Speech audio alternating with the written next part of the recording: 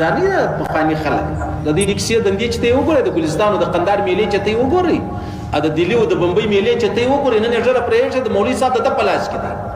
چې وده ته تحیات ورزده کوي وده ته اودس ورزده کوي وده ته غسل ورزده کوي وده ته دعای کنت ورزده کوي مولوي صاحب د یې کور خراب شو د په لاس کې دی چې اوس د ژړه پرېښود د الله رسول فرمایي که چیرې چا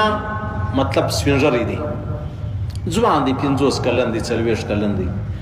راولاړ سو نیکۍ یې شروع کړلې